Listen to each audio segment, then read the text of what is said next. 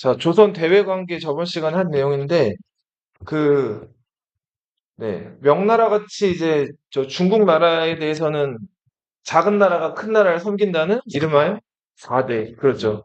조선보다 문화적으로 하나 떨어져 있다고 판단되는 뭐 여진족, 일본, 유구나 동남아시아 이런 나라들에 대해서는 교린 정책을 취한다 그랬죠. 교린이라고 하는 거는 사빌 교자의 이웃린자라서 이웃이랑 사귄다는 뜻인데, 이웃한테 일방적으로 잘해주기만 안 되게 하면은 기어 오를 수 있기 때문에 예, 당근과 채찍을 병행한다 그랬어요. 자, 명나라에 대해서는 건국 초반에만 잠깐 안 좋았어요. 우리 명나라가 또 무리한 것들을 좀 요구해 오니까 이때 정도전이 그 명나라 황제한테 좀 불손하게 서찰을 보냈죠. 여기에 대해서 그 명나라 황제가 화가 나가지고 정도전 보고 정도전 중국으로 불러와. 자, 이랬는데 이성계가 보내질 않고 오히려 요동정벌을 준비했죠. 잠시 초반에 차이가 안 좋다가 왕자의 난이 일어나서 이방원이 집권하게 되면서 그때부터는 명나라 멸망할 때까지 네. 자, 여진족과는 이제 세종대왕 때 세게 나갔어요. 4군과 육진을 설치해서 자, 우리 영토도 넓히고 이 여진족들에게 본때를 보여줬죠. 자, 근데 여진족들 원래 살던 터전이라 가지고 여기 계속 관리하기가 만만치가 않아서 여진족들 요구한 대로 무역수를 만들어서 거래도 허용을 했어요. 근데 여기 일단 우리 영토가 되려면 조선 주민들이 많이 살아야 하기 때문에 농사를 잘 짓는 충청도, 경상도, 전라도 지역의 주민들을 대거 이쪽으로 이사시켰단 말이에요. 자, 이렇게 백성들 이사시키는 정책을 3인 정책이라고 하고, 그리고 또 여진족들 중에서 이제 불만을 누그러뜨리기 위해서 그 지역 조금 조선말 잘 듣는 사람들을 토관, 지역 관리로 임명해가지고 그 지역을 우리 땅으로 만들려고 노력을 했다. 일본에 대해서는 고려 말부터 안 좋은 기억이 많았죠. 일본이 이제 왜구를 보내가지고 고려 조선을 침략했기 때문에 자, 왜구의 근거지 어디를? 스시마 섬을 그렇죠. 토벌했죠. 이 스시마 섬을 지금은 뭐라고 하죠? 그래서 우리말로 대마도라고 부르죠. 자, 근데 스시마 섬을 정벌해버리고 이제 일본이랑 무역을 딱 잘랐더니 이제 일본 입장에서는 무역을 너무 하고 싶은 거예요. 그래서 계속 이제 조선에 요청을 해왔고, 당시 조선 정부가 세계 항구를 열어줬어요. 부산포, 연포가 혹시 어디라고 하는지 기억나나? 울산, 맞아요. 네. 제포는? 네, 맞아요. 창원. 근데 원래는 이제 진해라는 도시인데, 진해랑 마산이 지금 창원에 통합이 됐기 때문에, 네. 창원 가로 열고 진해라고 써도 좋아요. 자, 근데 일본 원래 본 속성이 왜구죠? 네. 보통은 조선 사람들이나 고려 사람들 막 죽이고 많은 것들 뺏어가던 사람들이 일본 사람들인데, 자, 이제 이게 제한된 그 세계 항구에서 조선이 딱 정해준 대로만 무역하려니까 좀이 쑤신 거예요. 점점 더 요구하는 게 많아져요. 그리고 일본인들이 왔다가 돌아가야 되는데, 그 항구 주변에 이제 눌러 앉아서 막 살게 돼요. 그래서 점점 그러니까 거류라고 하는 건 어디 머문다는 건데, 조선에 거류하는 일본인들이 많아지게 되면서 이거 지금 선을 자꾸 넘기 시작을 해요. 이제 항구 바깥으로 나와가지고 막 장사하려는 사람들도 생기고. 자, 그래서 이런 것들을 더 강하게 통제를 했더니 이 삼포 지역에서 일본인들이 조선인들을 막 죽이고 반란을 일으켰단 말이에요. 이게 삼포 외란이에요. 자, 이때 4천 명이나 그 일본인들이 모여가지고 조선인들을 또 막 죽이고 약탈을 했어요. 그리고 그때 우리 하나 알아둬야 될 건 비변사라는 기구. 그 변방의 문제를 준비한다. 자, 이런 뜻에서 비변사라는 기구가 처음 만들어지고 일종의 군사위원회 같은 성격의 기구였어요. 그래서 그 외란 문제를 해결한 다음에 이 기구는 해산이 돼요. 자, 그런데 한 40여 년 있다 명종 때 이번에는 훨씬 더 많은 숫자의 왜구들이 조선을 또 침략했단 말이에요. 이게 임진왜란의 전주곡이라고 할 수 있는 을묘외변. 자, 비변사가 이때 다시 만들어지고는 이때 이제 조선 거의 흥선대원군이라는 그 집권자가 나타날 때까지 무려 300년 동안 조선의 이제 거의 최고 권력 기구가 돼요. 네. 처음에는 이제 왜구들을 막아내고 이런 것들을 준비하는 과정에서 만들어진 기구, 비변사란 기구가 처음 이때 등장한다. 이렇게만 알아두세요. 자, 그러다가 일본이 결국은, 자, 도요토미 히데요시가 전국을 통일한 다음에 임진왜란을 일으켰죠? 임진왜란 때는 우리 육군은 좀 형편없이 패배했어요. 자, 충주에서, 네, 맞아요. 상금대에서 신립이 기대했지만 성과를 거두지 못했죠. 네. 자랑하는 기마전술이 이제 그 전날 비가 와가지고 그 말들이 진창에 빠지면서 실패로 돌아가게 되고, 자, 개전, 전쟁 시작하고 20일 만에 한양이 함락되고 선조라는 임금이 어디로 갔죠? 의주라는 곳, 이제 명나라로 망명을 가기 위해서 의주로 몽진을 갔죠.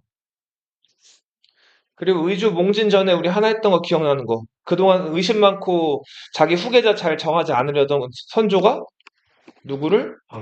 그쵸. 광해군을 세자로 책봉을 했죠. 광해군은 이때부터 17년 동안 가시방석에 앉은 것처럼 굉장히 그 어려운 세자 생활을 보냈어요. 그러다가 마침내 17년 만에 이제 자기 아버지 선조가 죽은 다음에 왕위에 오르게 되죠.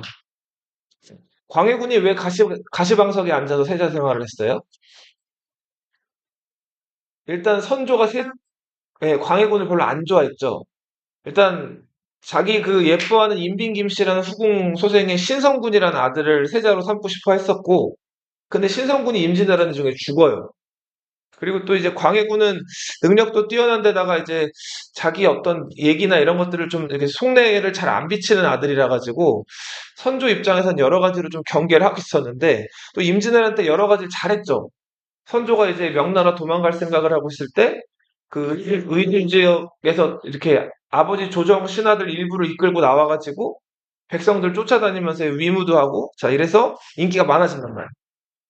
결정적인 사건은 임진왜란 끝나고 선조가 계비를 드렸죠.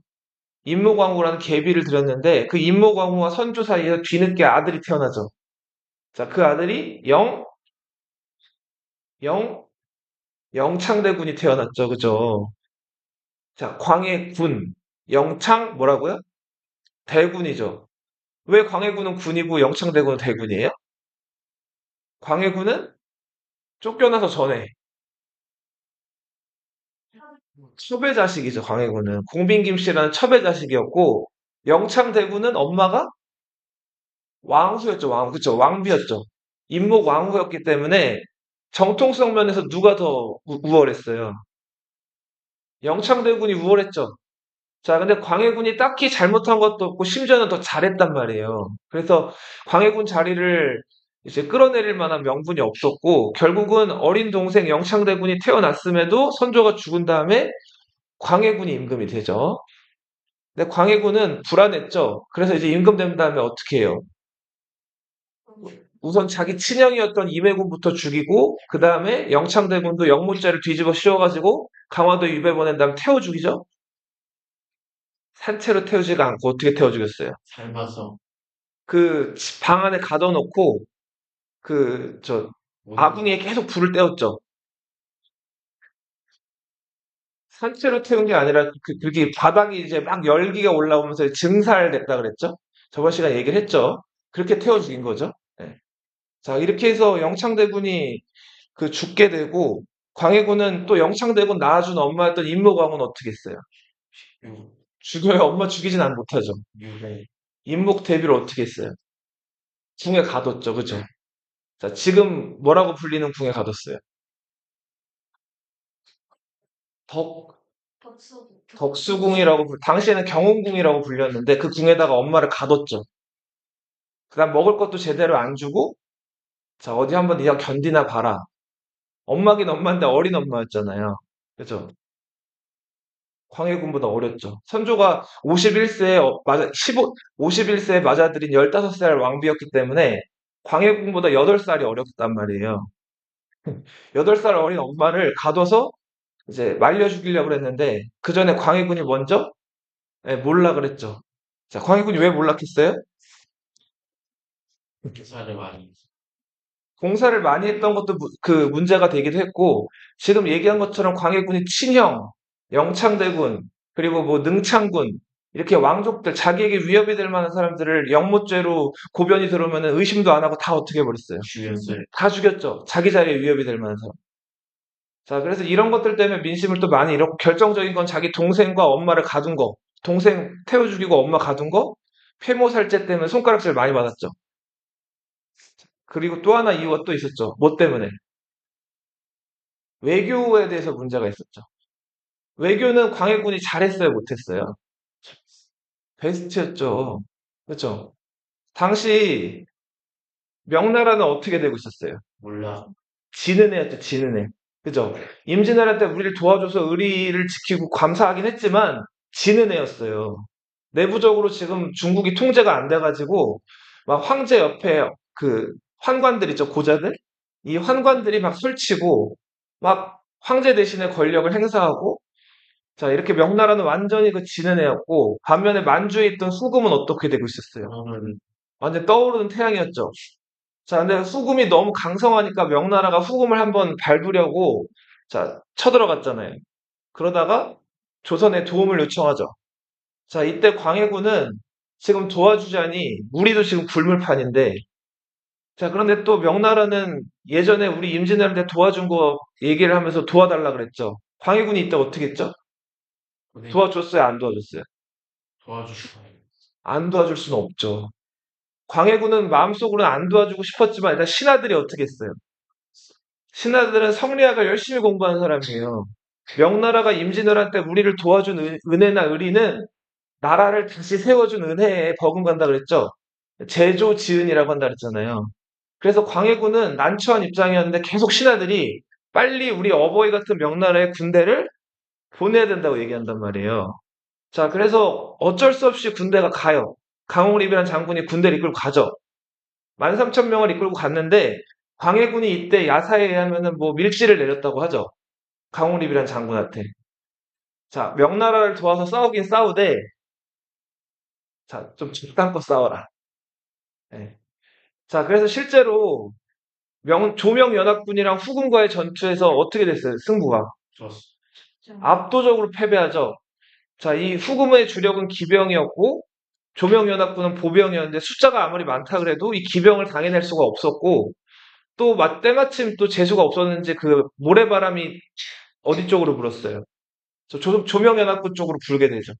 자, 그러면서 또 명나라 장군이 화약을 이제 모아놓고 거기서 자살을 해요.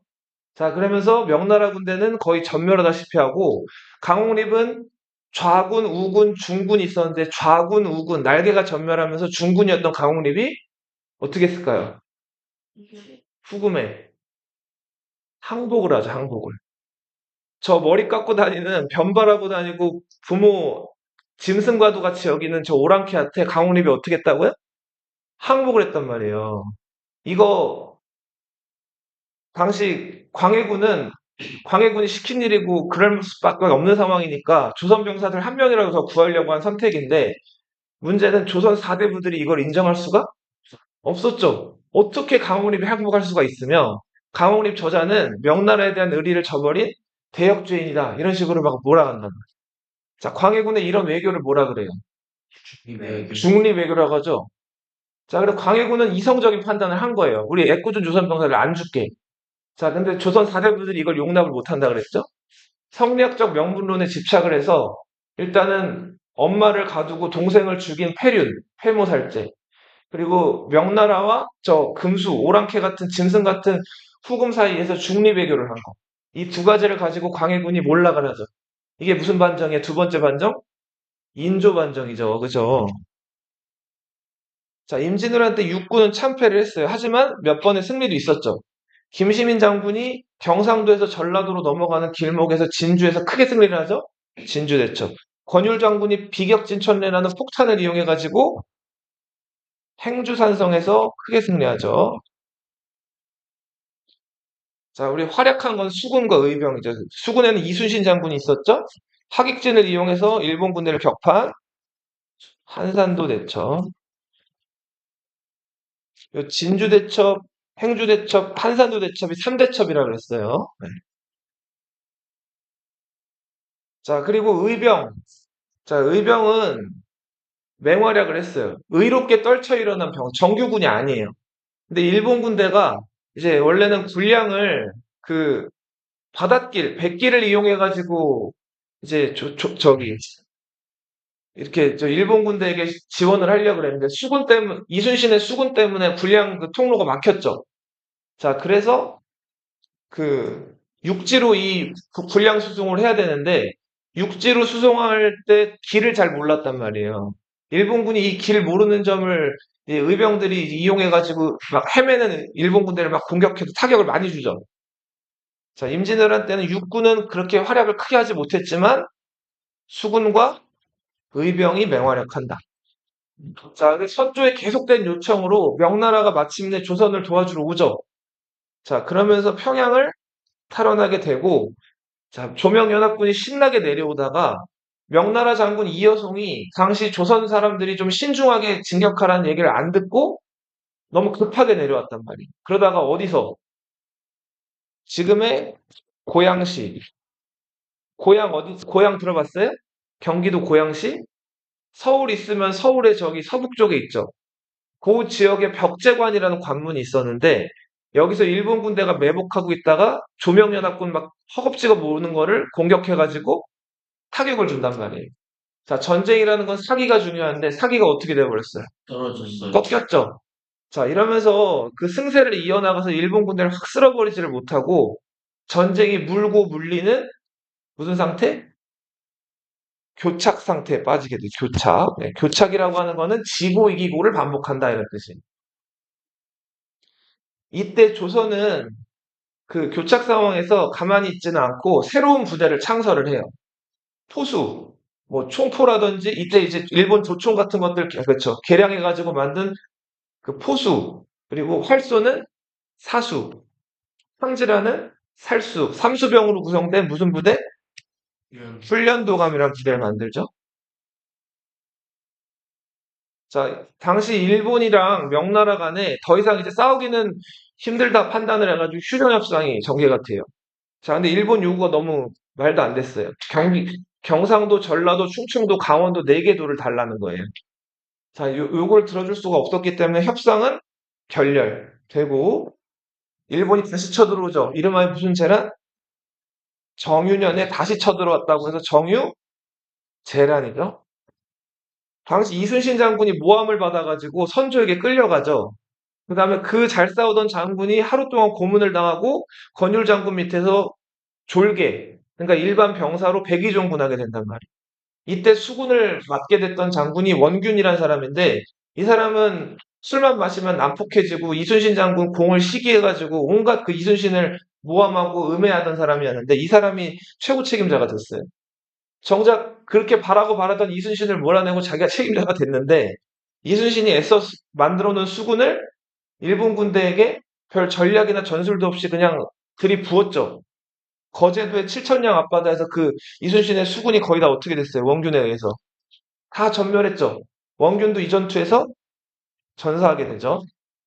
당시 경상 우수사 배설이 이 칠천량에서 질 게 너무 뻔해가지고 12척의 배를 빼놨죠.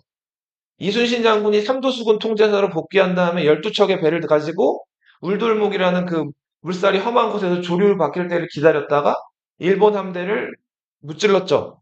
신에게는 12척의 배가 남아있습니다. 명량해전이죠. 이제 일본은 완전히 그 바다를 포기하게 돼요. 이순신 이름만 들어도 이제 바다에서는 싸울 의지를 상실한 거예요.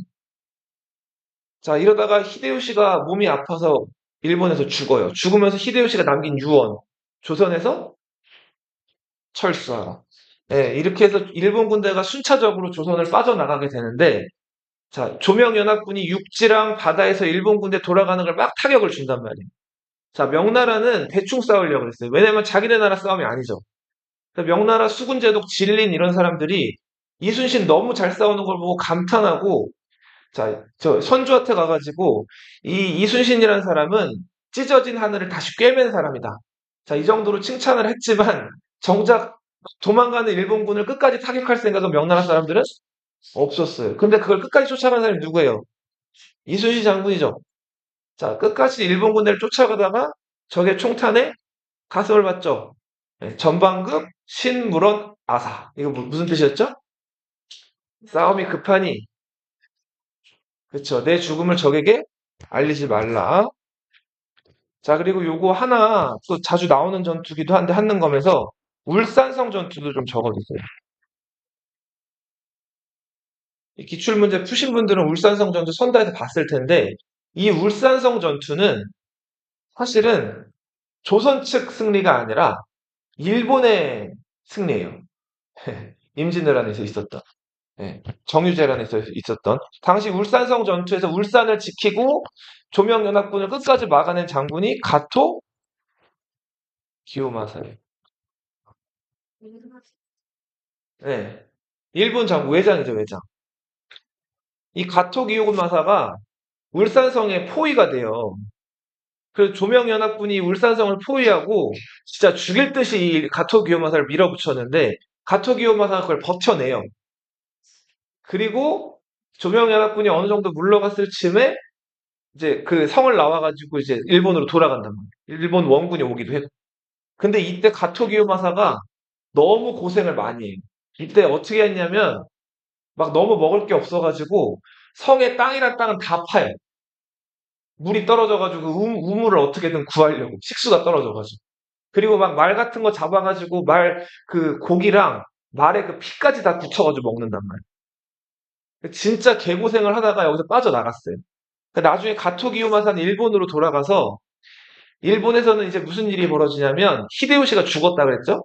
히데요시의 아들이었던 히데요리랑 당시 히데요시 말고 2인자였던 도쿠가와 이에야스라는 사람이 내전이 벌어져요. 자, 이때 최종 승자는 도쿠가와 이에야스가 이긴단 말이에요. 그 다음에 도쿠가와 이에야스가 지금의 일본 수도 어디죠? 도쿄죠. 도쿄를 옛날에는 에도라고 불렀어요. 그 에도 지역의 중심을 둔 에도막부라는 걸 열어요. 근데 가토 기요마사는 히데요리랑 도쿠가와 누구 편을 들었을까요? 가토 기요마사 줄을 잘 섰어요.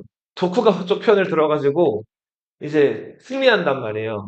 그러면서 도쿠가와한테 많은 땅도 이제 받고 이제 영주로서 편하게 인생을 마치는데 새로 성을 쌓을 때마다 일본은 여기 그 집에 전통 가옥 가서 들어가 보면은 나무로 엮어놓은 이렇게 바닥 있죠. 맞아요. 다다미라고 하죠.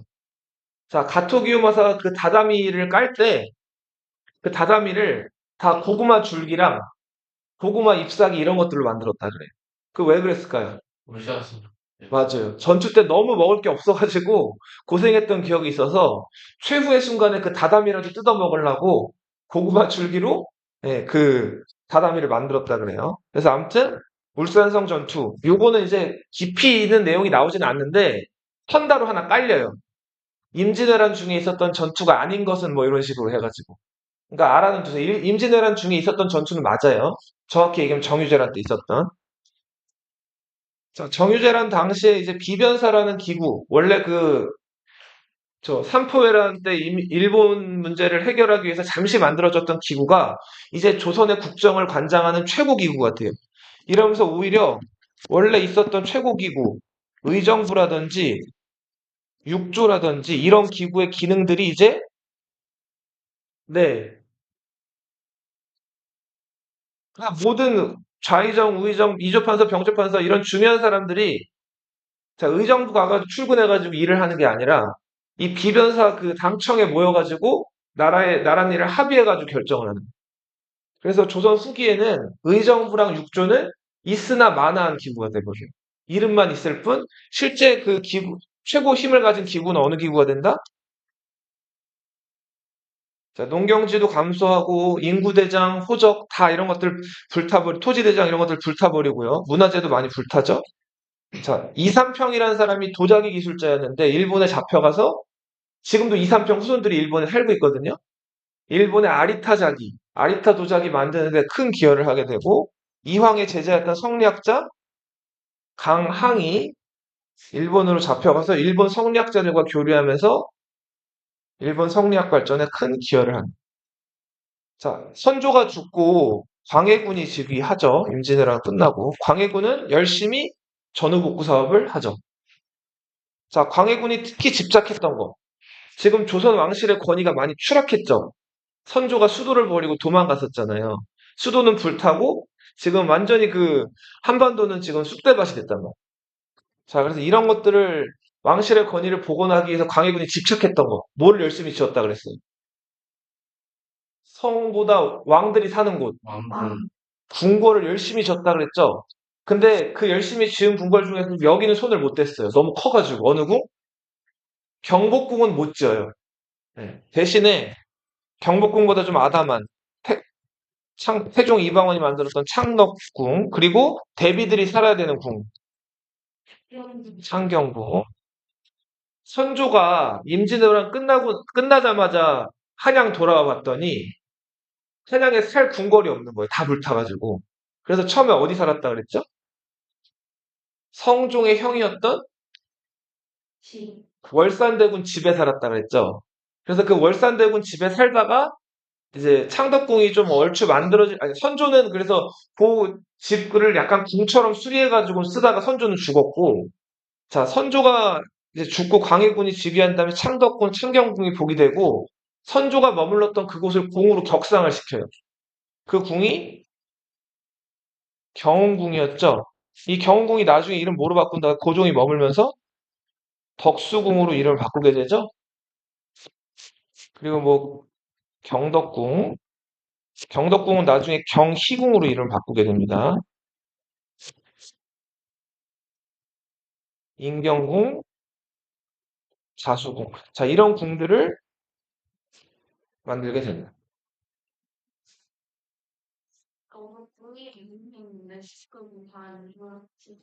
이 궁궐 하나 짓는데 이거 노동력이나 돈이나 이런 거 조금 들까요? 많이 들까요? 어마어마하게 많이 된다. 그래서 지금 나라에서 돈 들어갈 때가 한 군데, 한두 군데가 아닌데 광해군이 유독 여기에 집착을 많이 해요.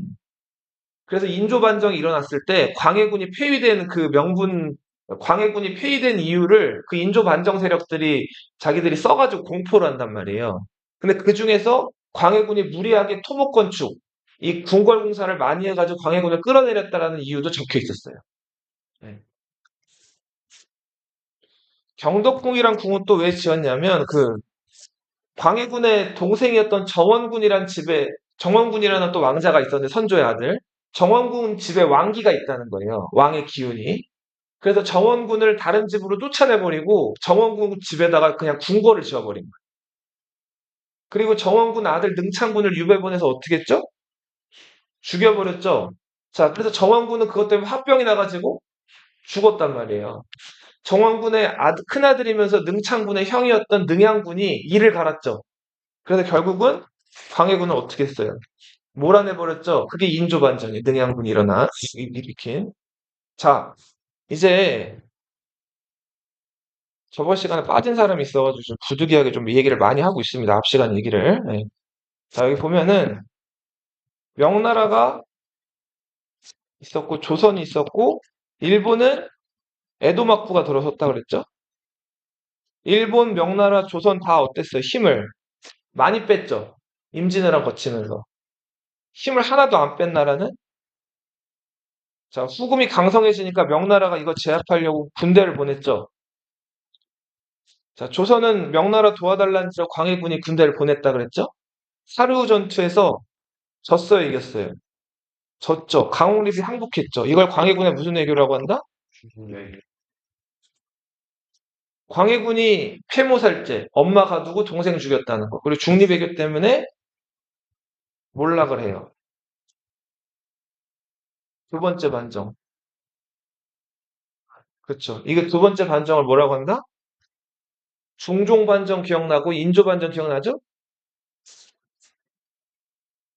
자, 인조반정은 광해군의 중립외교를 비난했기 때문에 대놓고 명나라와 친하게 지내고 금나라랑 사이 안 좋게 지내겠다. 배금 정책을 내서. 자, 안 그래도 후금이 지금 명나라 치기 전에 조선이 좀 부담스러웠는데 조선을 한번 쳐들어갈 생각을 하고 있었단 말이에요. 옛날 옛적에 요나라, 금나라가 그랬듯이. 자, 근데 이제 조선이 이제 외교 관계를 좀 가지자고 후금한테 이런 것들을 이렇게 후금이 조선한테 외교 관계 가지자고 사람을 보내는데 조선에서 이걸 다 어떻게 했어요? 거절했죠. 자, 그래서 야, 광해군 멀쩡하게 왕 잘하고 있는데 니네가 뭔데 폐위를 해? 우리한테 잘하고 있었는데 니네 안 되겠네? 자, 그렇게 해서 한번 쳐들어오죠. 첫 번째 쳐들어온 거 우두노란.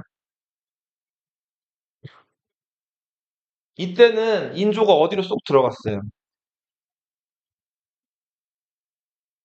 강화도로 쏙 들어갔죠. 예. 잡혔어요, 안 잡혔어요? 안 잡혔죠. 그리고 형제 관계를 맺고 돌아가요. 두 번째 쳐들어온 거는 후금이 나라 이름을 뭐로 바꿨어요? 한 글자로. 청이라고 바꿨죠. 명나라는 이제 더 걷잡을 수 없이 그냥 나라 형체도 잘 못 갖춘 채로 추락을 하고 있었어요. 자, 그런 가운데 병자호란이 일어났죠. 자, 싸우자, 화해하자. 당시 이제 도저히 그 남한산성에서 포위가 된 다음에 이 성 밖으로 나갈 수가 없었기 때문에 항복할 수밖에 없는 상황이었는데 조선 사대부들은 혹하면 안 된다고 얘기했어요. 여기서 현실적으로 우리 항복해야 된다는 걸 얘기했던 사람이 최명길이라는 사람이죠. 자, 이 사람이 청나라 황제에게 항복 문서를 써요. 그랬더니 김상원이 어떻게 했을까, 이거를. 찢어버린단 말이에요.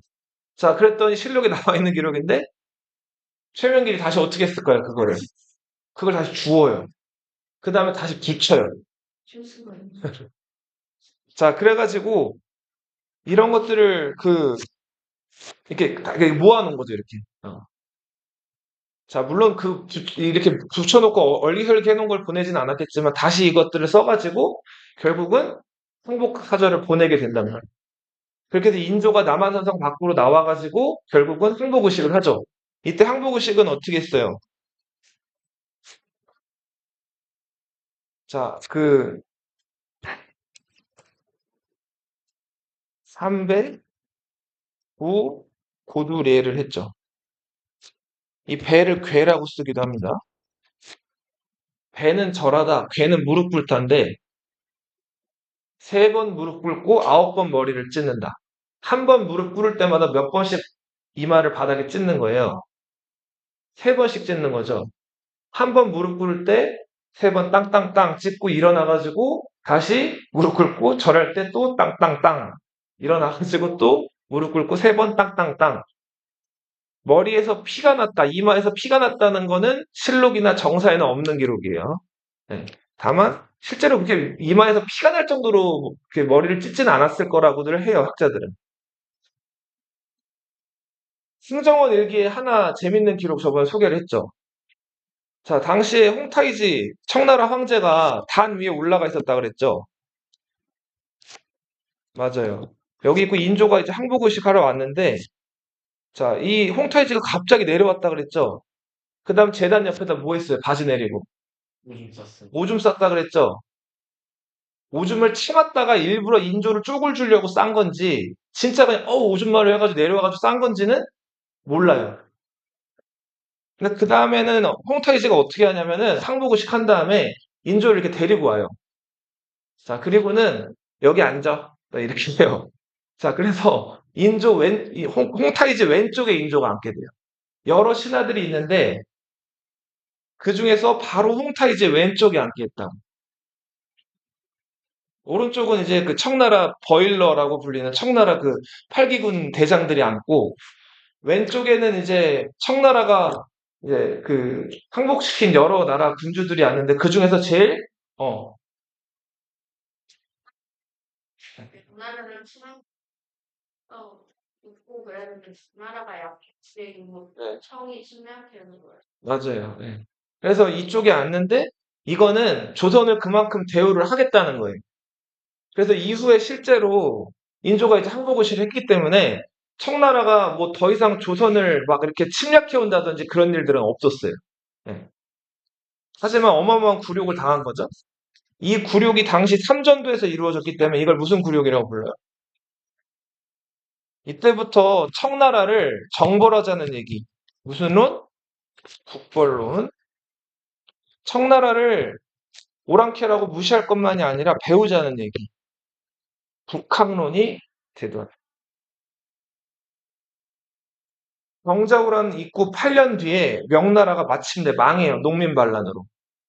세금을 너무 많이 거두다가 농민들이 반란을 일으켜가지고 명나라가 자체적으로 망한단 말이에요. 자, 이제 명나라는 망했어요. 농민 반란으로 그 황제가 우리 왕은 경복궁에 살죠. 자, 명나라 황제는 자금성이라고 북경에 있는 명나라 황제가 사는 궁궐이 있거든요. 그 자금성 뒷산에 있는 매산이라는 산이 있는데 그 뒷산에 있는 나무에서 목을 매달아서 자살해요. 명나라 황제가 어떻게 했다고요?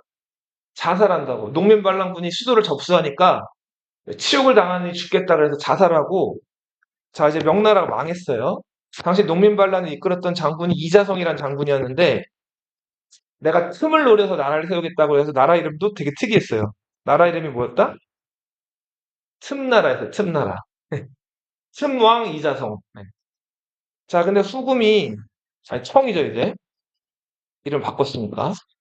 자 청나라가 이제 명나라를 접수하려고 하는데 이 만리장성이 철옹성인 거예요.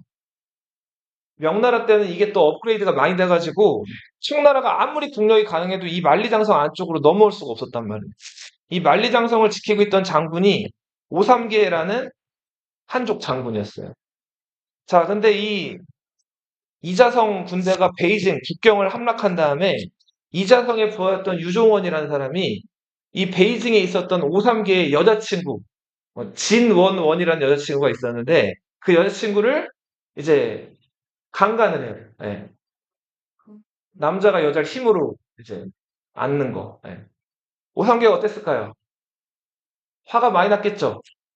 홧김에 어디에 항복한다? 청나라에 항복해요. 그리고는 만리장성의 문을 열어줘 버린다. 그래서 어떻게 했을까요? 청나라 군대가. 막 물밀듯이 들어와요. 자, 청나라 군대는 이 송벽만 넘기 어려웠을 뿐이지 평지에선 이길 수가 있어요? 없어요? 없죠. 농민 반란군이 청나라 군대를 어떻게 이겨요? 자, 이래서 베이징의 이자성 군대가 청나라 군대에게 패배하면서 청나라가 중국을 지배하게 됩니다. 자, 청나라는 만주족, 여진족이 세운 나라죠. 후금. 자, 후금 전체 인구 합치면 몇만 정도 됐을까요, 당시에? 찍어봐. 100만 다운. 50만이요, 50만. 청나라 인구 몇 만이라고요?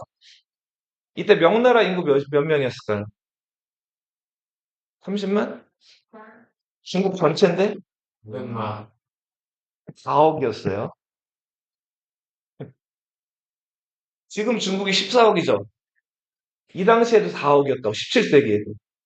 자, 근데 50만밖에 안 되는 머리 깎은 만주족이 4억의 명나라를 이기고 지배하게 된 거예요. 네, 사람 그냥 스프리 무지성 돌격을 얘기를 그죠? 그런 것 같죠? 근데 그렇지가 않았어요. 이 청나라가 워낙 이 중국을 잘 지배해가지고 거의 300년 가까이를 중국인들을 계속 지배한단 말이에요. 명나라나 이런 저항 세력들이 있었는데 이거를 이제 청나라가 효과적으로 잘 분쇄하고 진압을 합니다. 뭐 그런 것도 있고 이제 그 한족들 중국인들한테도 벼슬도 주면서 회유하기도 하고 때로는 채찍을 들기도 해서 잘 밀고 당겨가지고 중국을 300년 동안 지배한다. 그래서 원래 한국사를 배우기 전에 세계사를 먼저 배우고 들어가는 게 맞아요. 세계사 어떻게 돌아가는지를 알고 거기서 한국사가 흐름이 전개되는 걸 배워야지 훨씬 더 입체적으로 쏙쏙 들어와요. 우리 지금 배웠던 여러 관직이라든지 그리고 고구려나 뭐 그 밖에 발해나 여러 부여 여러 나라들이 고조선 여러 나라들이 중국과 겪었던 그런 그 전쟁이나 이런 것들 있죠. 이게 사실은 그 중국사를 먼저 파악한 다음에 들어와야 훨씬 유리해요. 근데 가끔 부모들이랑 얘기를 해보면은 뭐 이제 세계사요? 뭐 이렇게 물어보시는 분들이 많아요. 그걸 왜 한국사만 하면 되지 않나? 그렇게 생각을 하는데 역사를 입체적으로 잘 알려면은 사실은 세계사를 알아요. 중국사랑 일본사 돌아가는. 광해군은 당시 일본 에도 막부의 요청으로 그쵸. 통신사는 사실은 우리 저 선조 때도 일본에 통신사를 보냈었죠. 일본 뭐 하나 알아보려고. 자, 그렇듯이 조선 전기에도 파견됐었는데 이제 조선 후기에는 더 본격적으로 통신사가 200여 번을 넘게 이제 그 조선 거의 멸망할 때까지 계속 파견이 돼요. 이때 이제 그 중국에서 받아들여온 그 뭐, 어떤 무역품이나 물건이나 뭐 그 밖에 문화나 이런 것들을 조선이 일본에 전달을 해주게 돼요. 그래서 왜 그 조선 통신사들이 한번 일본으로 건너가면 일본 사람들이 막 엄청 반기고 축하했다 그래요. 그래서 막 말 위에서 사람들이 막 공연하고 하는 것들도 하는 건 문제에 출제가 됐죠? 마상제인의 공연. 자, 청나라와 조선 사이에 간도란 땅이 있었는데 그 간도 영유권 문제를 놓고 백두산 정계비를 딱 박았죠. 자, 그리고 안용복이라는 어부가 독도가 우리 땅이라는 거를 에드먼크에 가서 밝히고 왔어요. 자, 요거를 동의를 좀 받아갔어요.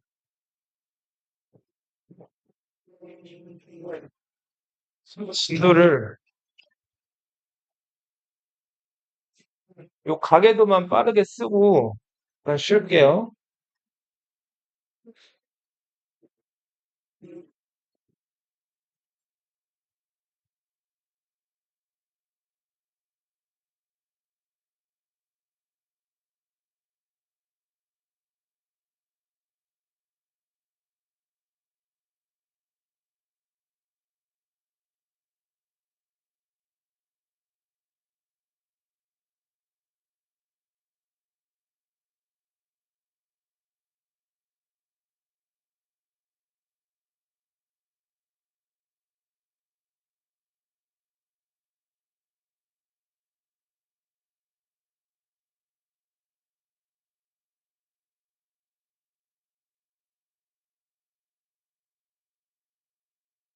자, 인조가 인여랑후 산씨와의 사이에서 낳은 큰아들이 소현세자예요.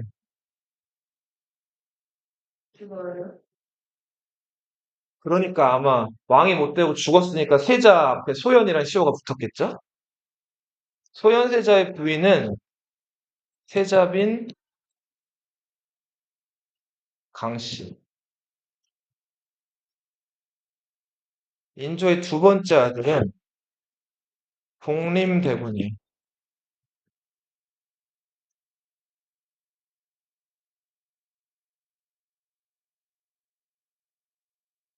쭉 내려와서 임평대군,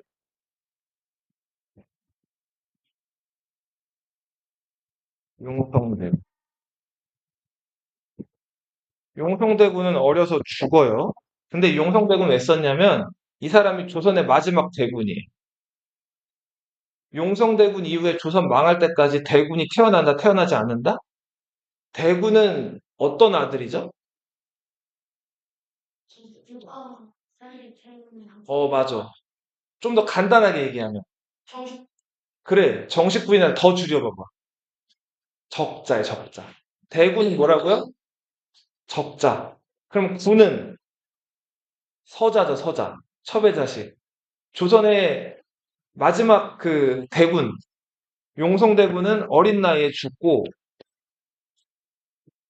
그냥 임평대군은 사실은 우리 저 한국사에서 그렇게 크게 언급이 되는 사람은 아닌데, 우리 근현대사도 배울 거니까, 임평대군의 아들이 이제 복령군이 있고, 복창군, 복선군, 복평군.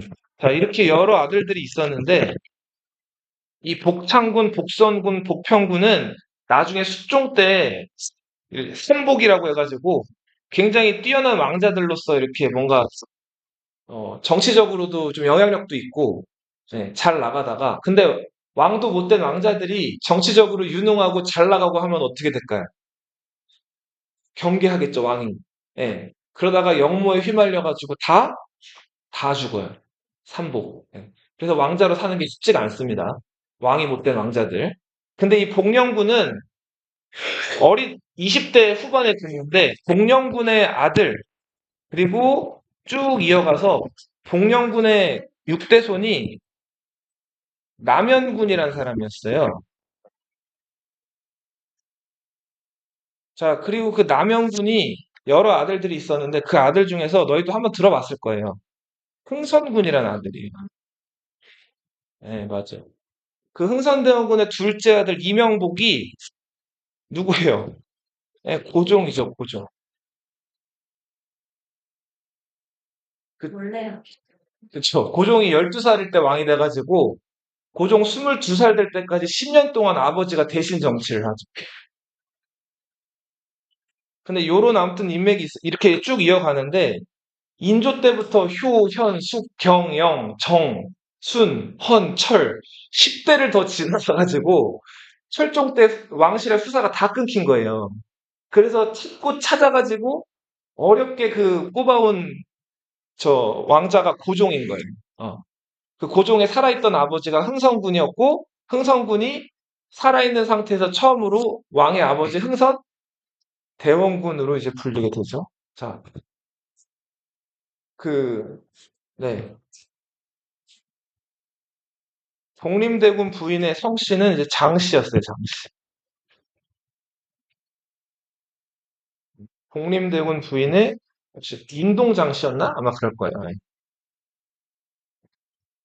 장씨 여자들이 좀 세요. 자, 소현세자, 세자빈 강씨와의 사이에서 아들이 셋 있었어요. 이 씨 성은 안 쓸게요. 석철, 성린, 석견.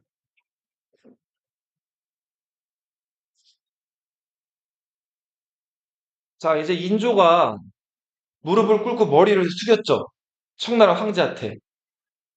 그 대가로 인조는 안 잡혀가요. 잘했어. 대신에 네 아들들 좀 데려가자. 그러니까 청나라 황제가 청나라 수도 심양, 심양은 조그맣게 그냥 쓸게요. 여기 그 만주 지역에 여기 심양이라고 불리는 청나라 수도가 있어요. 근데 청나라가 아까 오삼계가 만리장성 문 열어줘가지고 베이징으로 들어갔다 그랬죠. 그래서 50만 명 만주 사람들이 4억 명 명나라 사람 지배하겠다 그랬잖아요. 청나라가 만리장성 안으로 들어간 다음에는 수도를 심양에서 어디로 옮겼을까요? 지금 중국 수도. 북경 베이징으로 옮긴단 말이에요. 근데 그 전에 수도였던 심양으로 소현세자, 복림대군, 인평대군까지 잡혀가요. 아들 셋이 다 잡혀가요. 자, 근데 인평대군은 당시 나이가 어리기도 했고 심양으로 갔다가 1년 만에 돌아와요. 근데 소현세자랑 복림대군은 요 당시 이제 소현세자는 이제 10대 후반이었고 복림대군은 그보다 좀 어렸는데 심양으로 끌려가가지고 꼼짝없이 심양에서 8년 동안 억류 생활을 해요. 억류는 이제 잡혀가지고 돌아오지 못하고 거기 머물게 되는 거예요. 억류라고. 자, 소현세자가 아까 어디 끌려갔다고요? 심양에 끌려갔다 그랬죠? 여기서 소현세자가 매일매일 일기를 써요. 그래서 이게 왕이 이제 쭉 얘기를 할게요. 자, 근데 소현세자가 가서 심양에서 일기를 쓰는데 이게 심양 일기예요. 자, 근데 자, 지금 전쟁에서 진 나라의 왕자가 포로로 잡혀온 거잖아요. 상황이 어때요? 밝아요, 우울해요? 우울하죠. 자, 그래서 인조가 소현세자랑 이별할 때 소현세자를 마중 나오면서 이제 굉장히 막 걱정을 많이 해요. 몸 조심해라. 그래서 소현세자가 또 몸이 좀 약했다 그래요. 산증이라 그래가지고 너희 왜 그 막 추운데 땀 나거나 이런 거 경험해 본 적 있어요? 막 으슬으슬 추운데 땀이 나는 거예요. 그래서 막 이불을 덮게 돼. 어. 자, 이거는 그 진짜 열이 나는 건 아닌데 그 몸이 원래 치가워가지고 지금 몸이 망가진 건데 그래서 열은 아니지만 그 가짜 열이 나는 거거든요. 자, 이걸 한의학에서 선증이라고 하는데 좀 막 자, 이거는 몸이 차가지고 나는 병이라 그랬죠. 이럴 때는 땀이 나고 막 하더라도 몸을 어떻게 해야 될까요? 따뜻하게 해야 된단 말이에요. 근데 아무튼 소현세자가 그 쌤증을 좀 앓고 있었어요. 몸이 좀 약했는데 그래서 막 이 인조가 소현세자 데리고 가는 청나라 장군들한테 온돌방이나 따뜻한 데서 좀 눕게 해달라고 하고 여러 가지로 부탁을 많이 해요. 그 다음에 이제 소현세자한테 남긴 부탁이 청나라 가서 어, 너무 나대지도 말고 그렇다고 너무 주눅 들지도 마라.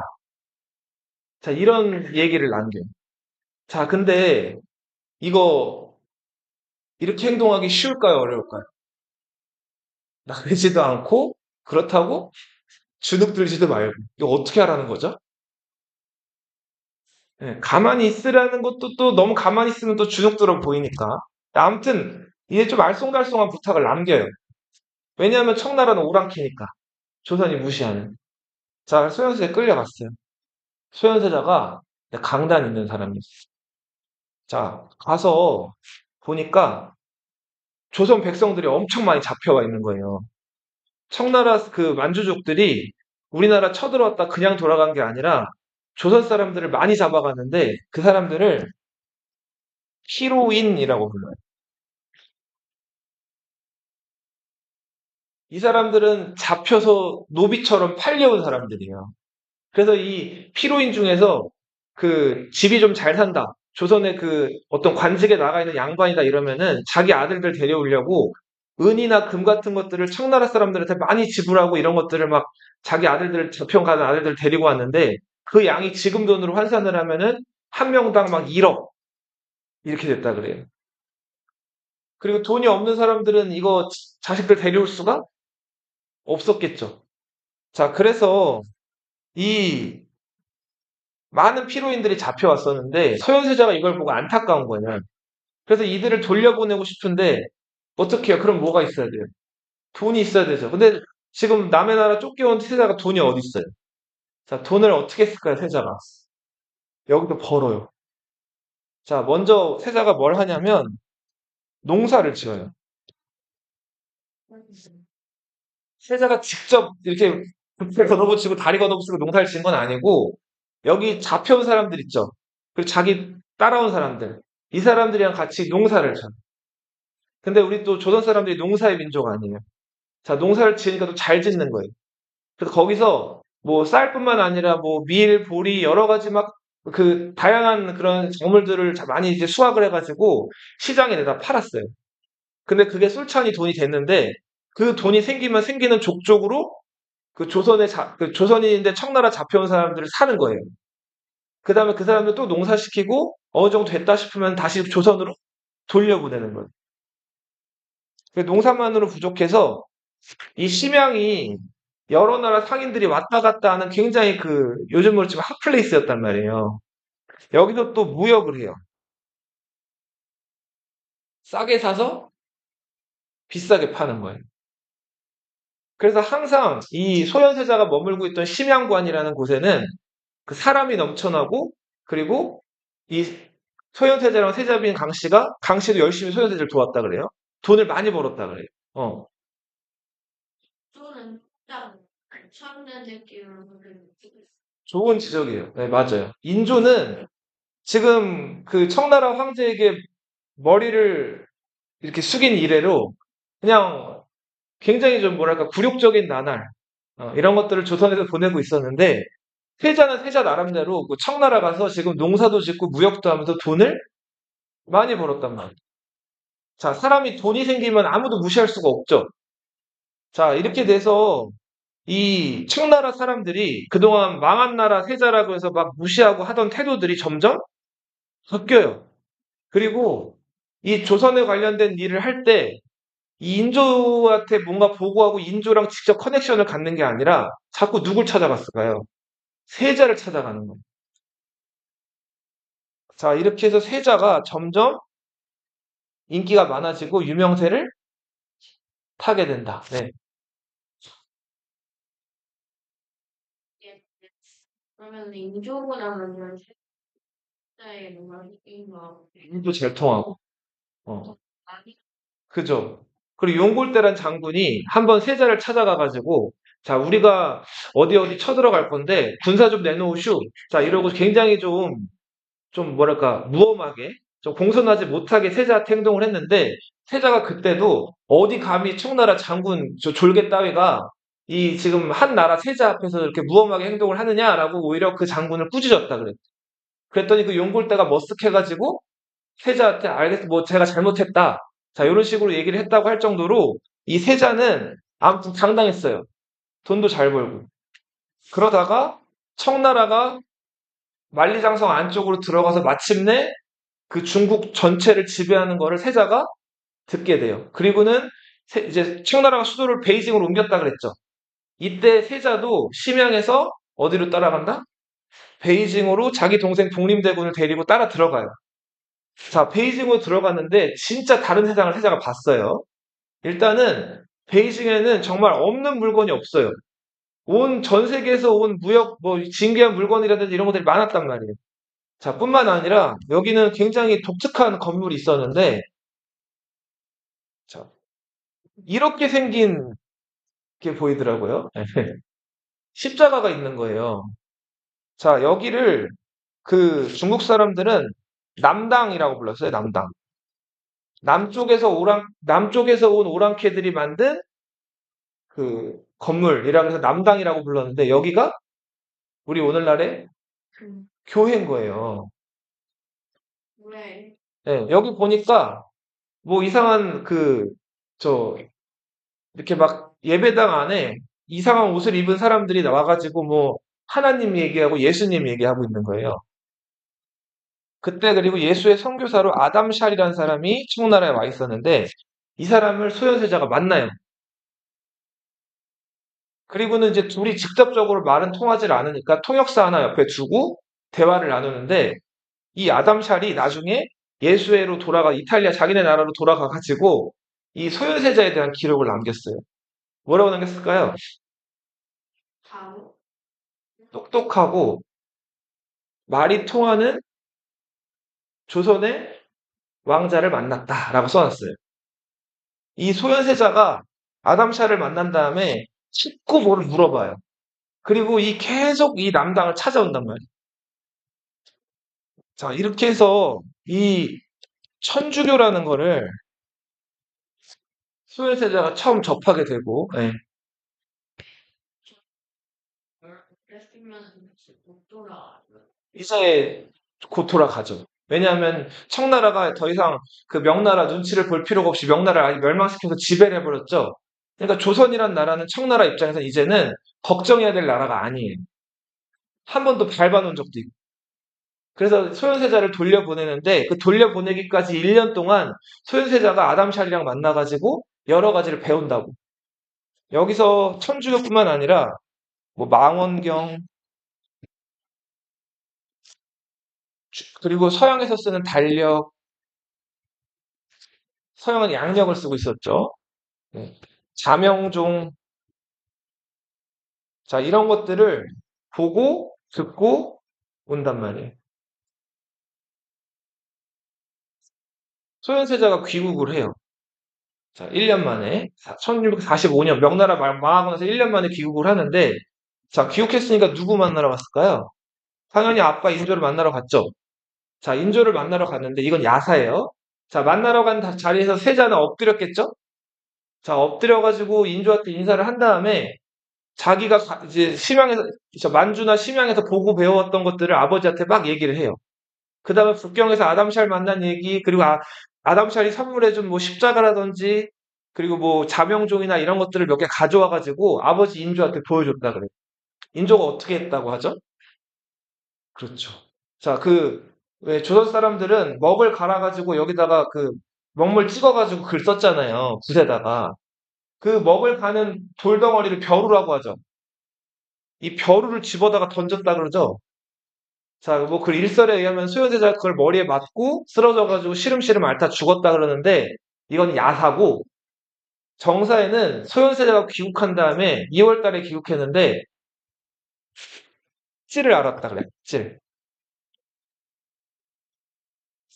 날이, 찔은 말라리예요, 말라리. 원래는 목이 이렇게 물려가지고 거기에서 옮겨오는 그 병인데 이 학질에 걸리면은 열이 막 많이 나요. 열이 막 걷잡을 수가 없이 많이 나가지고 열을 내려야 돼요. 안 그러면 그 열 때문에 죽는단 말이에요, 사람이. 자, 근데 당시 이제 의관들이 이 중국에서 돌아온 이 소현세자를 진단했을 때 흑질이라고 진단을 해요. 근데 흑질은 지금 우리 생각하는 반드시 말라리아는 아니었고, 요 당시에 조선 사람들이 흑질이라고 써놓는 거는 아무튼 열이 많이 나는 그 병을 총칭해가지고 또 학질이라고 불렀는데, 아무튼 열이 많이 났단 말이에요. 자, 근데 그 열이 많이 났다고 생각을 했는지 아니면 열이 많이 났는지 모르겠는데, 이걸 학질이라고 판단을 해가지고, 자, 번침, 그 침을 놓는단 말이에요. 그래서 열을 내리는 침을 놨는데, 문제는 아까 소현세자가 앓고 있는 병이 흑질이라 그랬어요? 소현세자 중국 가기 전부터 뭘로 아팠다 그랬죠? 그치, 산증이란 병으로 아프다 그랬죠? 맞아요. 그건 몸에 한기가 들어가지고 나는 병인데, 이거를 의원이 아무튼 학질이라고 잘못 판단을 했는지는 모르겠는데, 학질이라고 판단을 해서 번침을 놓은 거예요. 그렇게 해서 소현세자가 귀국한 지 한 달 만에 시름시름 앓다가 죽어요.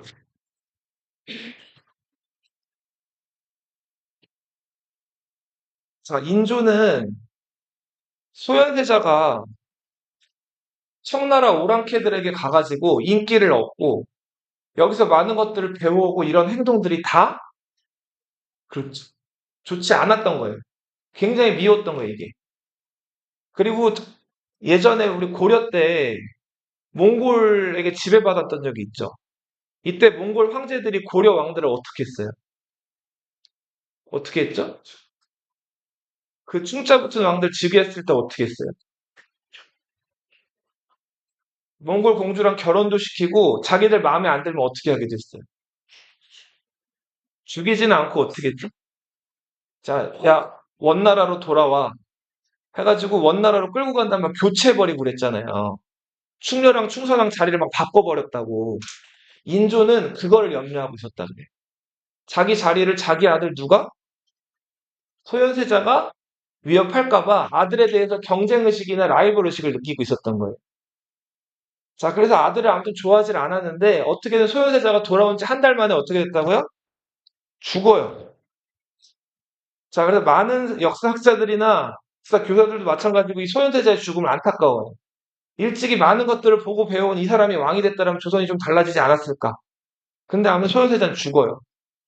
그래서 소현세자가 독살됐다는 얘기, 인조에 의해서 죽었다는 얘기도 또 돌게 되는데 실록의 기록에 보면 소현세자 장례식을 치를 때 소현세자 얼굴이 완전 새까맸고 소현세자 귀, 눈, 코, 입 구멍이 몇 개예요? 둘, 넷, 여섯, 일곱. 일곱 개죠.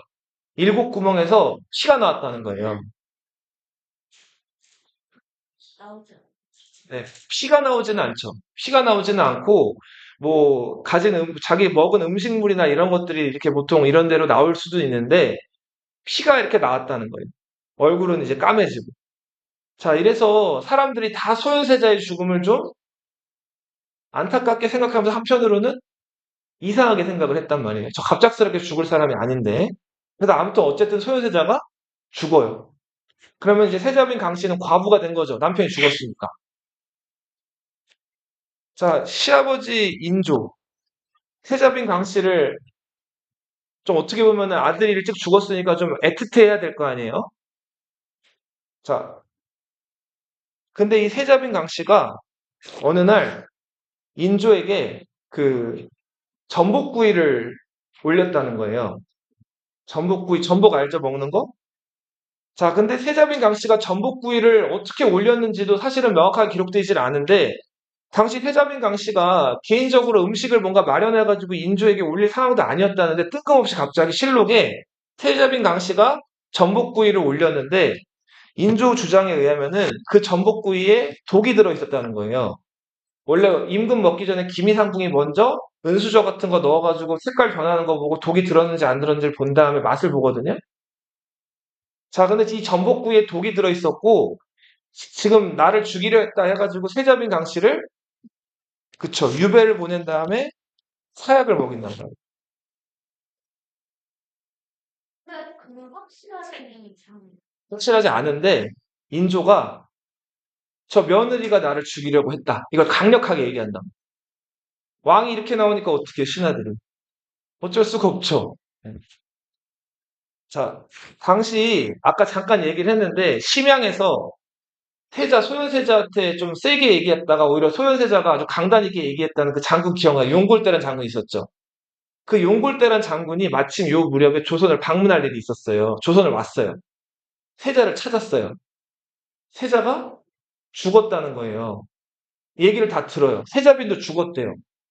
용골대가 안타까웠다 그래요. 그러면 세자에 내가 아들이 있는 걸로 아는데 내가 그 아들이라도 청나라로 데려가서 키우고 싶다 그래요.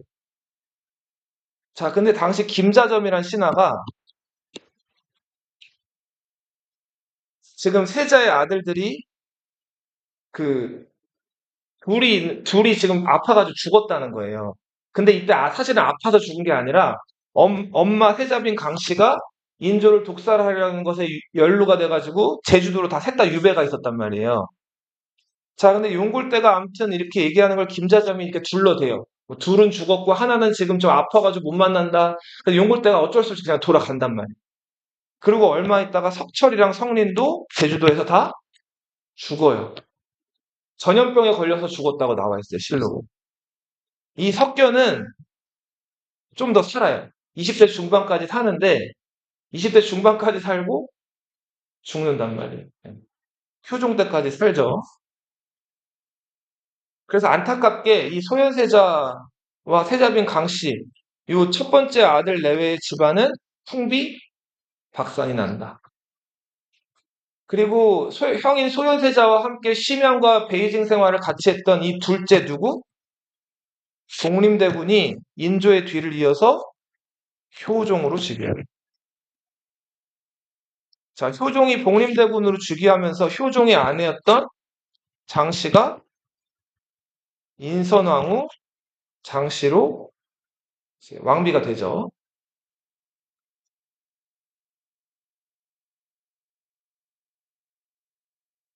효종에게는 딸이 7명 있고 큰아들이 하나가 있었어요.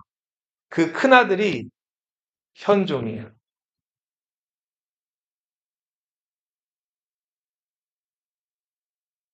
효종은 형이랑 달리 청나라 가서 청나라를 보고 배울 것이 아니라 청나라를 정벌하자. 자, 저 오랑캐를 어떻게 하면 우리가 쳐부술 수 있을까? 이런 생각을 하고 돌아온다. 그래서 왕이 된 다음에 청나라를 정벌하자. 이런 얘기를 하는데 이게 북쪽을 정벌하자는 무슨 론? 북벌론. 이때 효종의 옆에서 그 북벌을 얘기했던 사람이 송시열이라는 사람이에요. 이 효종이 웰러냐고 유명한. 그죠, 그죠. 자, 송시열이라는 사람은 이제 인조 때부터 정치계의 이름을 드러내기 시작하는 인물인데 조선 후기 때는 조금 그 정치 양상이 달라요. 자, 일단은 조선은 망할 때까지 일단 출세하려면 무조건 무슨 시험에 합격해야 돼요? 과거 시험에 무조건 합격을 해야 돼요. 자, 그런데 과거 시험에 합격해가지고 벼슬에 나아가게 되면 선조 때부터 생긴 그 동인 서인 붕당이라고 하죠. 여기 어느 쪽 한편에 들어가서 한쪽을 공격해야 되는 상황이 된단 말이에요. 자, 그래서 한쪽을 막 공격해가지고 다 전멸을 시킨 다음에 자기 또 그 당파 안에서 또 세게 처벌할 건지 적당히 처벌할 건지 가지고 또 당파가 나뉘고 막 이런 식으로 당파 싸움을 벌이던 시대가 요 시대란 말이에요. 조선 후기.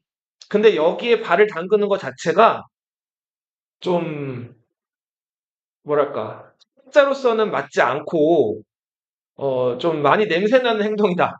좋지 못한 행동이다라는 그런 선비들 사이에 인식이 있었어요. 그럼에도 여전히 과거 시험 인기는 막 높았고 막 다 관직에 진출하려고 했지만 일부 학자들 중에서 아예 관직에 나아가지 않고 저 시골에 머물러 살면서 제자들만 기르는 거예요. 그러면서 그 제자들을 이 사람이 학식이 뛰어나니까 제자들이 관직에 여러 진출하게 되면은 조선시대 때는 유교 윤리에 따라서 군사부 일체라 그랬거든요. 군은 누구예요? 군. 임금님이죠. 사는 뭐예요? 스승님이죠. 부는 누구예요? 부. 아버지죠. 임금, 스승, 아버지는 뭐다? 하나다 이거예요. 자, 이래서 보통 조선시대 선비들은 자기를 가르쳐준 스승님이 있으면 임금이나 아버지랑 동격으로 모셨단 말이에요. 자, 송시열 밑에서 열심히 배운 학자들이 관직에 대거 급제를 해요. 그리고 이 송시열을 자신들의, 그쵸. 근데 유학자들의 저 신이나 아버지격인 사람이 누구죠? 공자, 맹자, 그리고 성리학을 만들었다는 사람이 주희인데 이 사람도 주자라고 높인단 말이에요. 자는 어디 뛰어난 사람들을 높여서 부르는 말인데 송시열, 자기를 가르쳐주던 송시열을 이 사람들은 뭐라고 불렀다? 송자라고 불렀어. 송시열은 그런 왕까지 가는 권력이 그죠? 이 사람은 관직에 나아가지도 않는데 그 시골에 살면서 막강한 영향력을 행사하는 오피니언 리더였어요. 자, 이런 사람들을 가리켜서 산림이라고 불렀어요. 사림이 아니죠. 산속에 이제 시골 속에 은거하면서 관직에 나아가지 않고 제자들을 키워내는 오피니언 리더. 자, 조선시대 후기에는 이 산림들이 이 정치적인 어떤 여론이나 흐름을 좌지우지한단 말이에요. 자, 효종의 북벌론을 옆에다 부추긴 인물이 누구다? 송시열이고, 송시열은 자꾸 관직에 안 나오려고 하는데 효종이 신하들을 의식해가지고 송시열을 자꾸 불러요. 그래서 송시열이랑 1대1로 만나기도 한단 말이에요. 이걸 독대라고 하는데, 임금은 원래 신하랑 독대하면 될까요? 안 될까요? 안 돼요. 항상 누구를 동석해야 될까요? 사관들을 동석을 시켜야 돼요. 임금이 신하를 몰래 만나가지고 수군덕수군덕 되는 거를 군자로서는 맞지 않는 행동으로 봤어요. 항상 승정원이나 역사관들이 이제 같이 동원해가지고 그 기록을 다 낱낱이 남겨야 되는 거예요. 근데 거의 유일무이하게 조선에서 임금이랑 장시간 독대를 한 사람 누구다? 송시열이다. 그리고 그 송시열과 효종의 독대 후에 자 제기된 것이 이 청나라를 정벌하자는 북벌론. 근데 현실적으로 청나라 정벌할 수 있었을까요? 청나라, 명나라가 차지한 중국 차지한 다음에 군대도 100만으로 늘어요. 100만 대군 이길 수 있어요, 조선이? 오히려 청나라가 조선에 요청을 해와요. 야, 저기, 저, 서양 오랑캐 놈들인데 말 잘 타고 얘네들이 동쪽으로 갑자기 넘어왔어. 근데 우리 저 흑룡강 지역을 얘네가 자꾸 쳐들어오는 거야. 야, 얘네 우리 좀 같이 치자. 오히려 청나라 정벌하기 위해 만든 군대가 청나라를 도와가지고 같이 싸운단 말이에요.